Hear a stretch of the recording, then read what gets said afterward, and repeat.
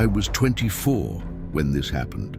At the time, I worked as a graphic designer for a small print shop in upstate New York. I wasn't the adventurous type, more cautious than most, the kind of person who double-checks door locks and avoids unnecessary risks.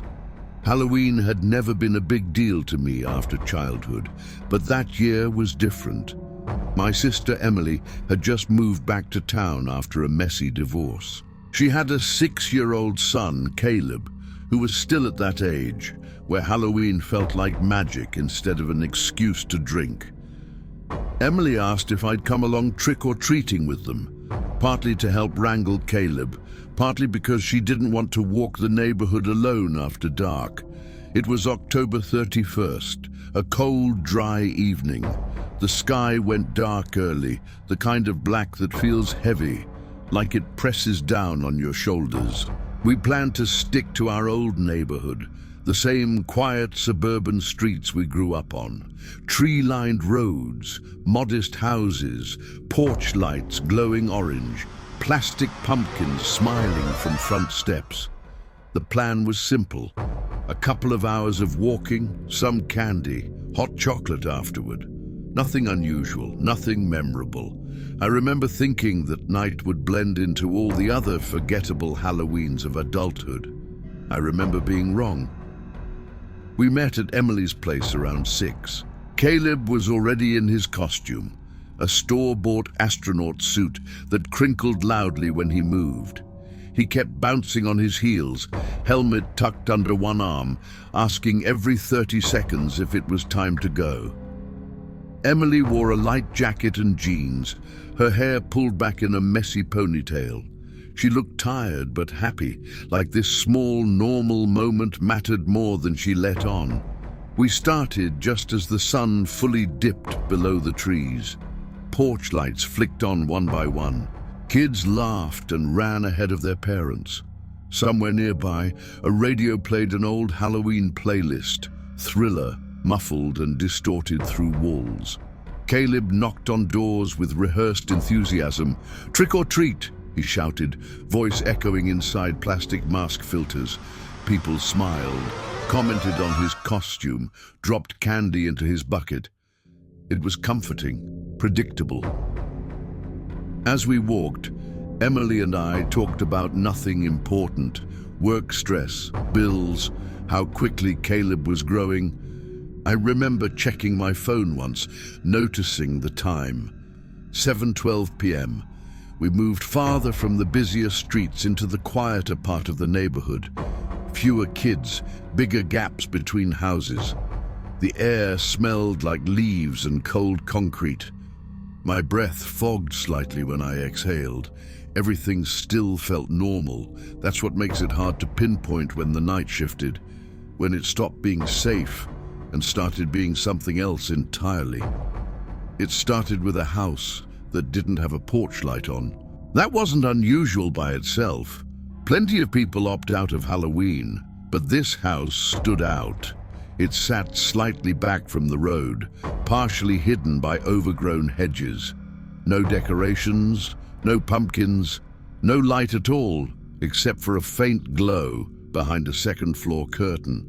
Caleb slowed down when we passed it. "Do they have candy?" he asked, peering toward the dark porch. "No porch light, buddy," Emily said. "That means no candy."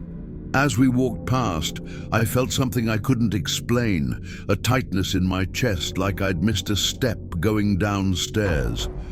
I glanced at the house again. That's when I noticed the man standing just inside the shadow of the porch. He didn't step forward, didn't wave, just stood there, half hidden, like he'd positioned himself to avoid being seen unless you were looking directly at him. He wore dark clothes, a jacket maybe, and something covered part of his face. Not a mask, exactly. More like a scarf pulled too high. I slowed slightly, letting Emily and Caleb move a step ahead. "Did you see that?" I whispered. Emily glanced back. "See what?" I looked again. The porch was empty. "Nothing," I said, already feeling stupid. Thought I saw someone. She shrugged. Probably someone watching TV or something. That made sense. People peek out all the time. Still, I found myself glancing over my shoulder more often after that, listening harder to footsteps that weren't ours. The night carried on. More houses, more candy, but that house stayed in my mind, like a splinter I couldn't quite remove. About 15 minutes later, we looped onto the next street, a narrow road that curved slightly, lined with tall trees. There were fewer kids here. The streetlights buzzed softly, casting uneven pools of yellow light. Caleb ran ahead to a house with inflatable ghosts swaying in the yard. Emily followed, laughing as he nearly tripped over his cape. I hung back, tying my shoe. That's when I heard footsteps behind me, slow, measured, not rushing to catch up like a parent would. I straightened and turned around. The sidewalk behind us was mostly empty, a couple at the far end of the street. No one close. The footsteps stopped. I told myself I was imagining it. We continued walking. I stayed closer to Emily this time. As we approached the next house, I felt it again. That pressure, that sense of being watched. I glanced toward the street. A figure stood across the road, partially hidden by a tree. It was the same man. I was sure of it. He wasn't wearing a costume, no mask now, just standing there, hands in his pockets, head tilted slightly as if he were studying us. When our eyes met, he didn't look away. Emily noticed my hesitation. "What's wrong?" "There's a guy," I said quietly, "across the street." She looked. The tree was empty. "I don't see anyone," she said, frowning. When I looked again, he was gone. My heart pounded harder than it should have. I felt embarrassed, paranoid, but I also felt something colder beneath that, instinct maybe. "Let's head back soon," I said. "It's getting late." Emily hesitated, then nodded. "Okay, one more house." The last house sat at the corner, its porch crowded with kids. While Caleb waited his turn, I scanned the street. That's when a voice came from behind us. "Hey, cool costume." I spun around. The man stood a few feet away, close enough that I could see the lines in his face, the stubble along his jaw. He smiled, but it didn't reach his eyes. "Thanks," I said, stepping slightly in front of Emily without thinking. He crouched down, lowering himself to Caleb's level. "Astronaut, huh? You know there's a house up the block giving out full-size candy bars?" Emily stiffened. "We're good," she said quickly. "Thanks." The man's smile faltered for just a second. "I was just being friendly," he said, standing back up.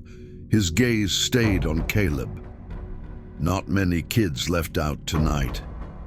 I felt my hands clench into fists. "We're heading home," I said. He nodded slowly. "Smart." As we turned away, he leaned in closer, his voice dropping. "You shouldn't let him run ahead like that." That was it. I turned back sharply. "Stay away from us." For a moment I thought he might argue, might grab my arm, might do something worse. Instead, he smiled again. "Relax," he said. "It's Halloween." He stepped back into the shadows between houses, disappearing as easily as he'd appeared. We didn't wait for Caleb to finish. Emily scooped him up, candy buckets swinging wildly, and we walked, then jogged, back toward her house without looking back. Emily called the police once we were inside, door locked, lights on. She tried to stay calm while explaining, but her hands shook the entire time.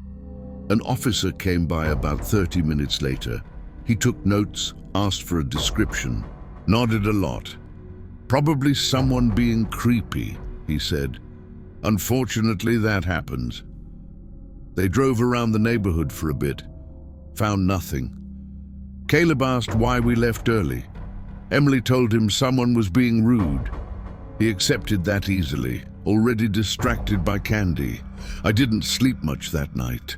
Every sound outside made my stomach twist. Every shadow felt wrong. For weeks after, I avoided walking alone after dark. I kept replaying the man's words in my head. How easily he'd spoken, how comfortable he'd seemed. It's been years since that Halloween. Emily moved away. Caleb barely remembers it. I still think about the house with no porch light.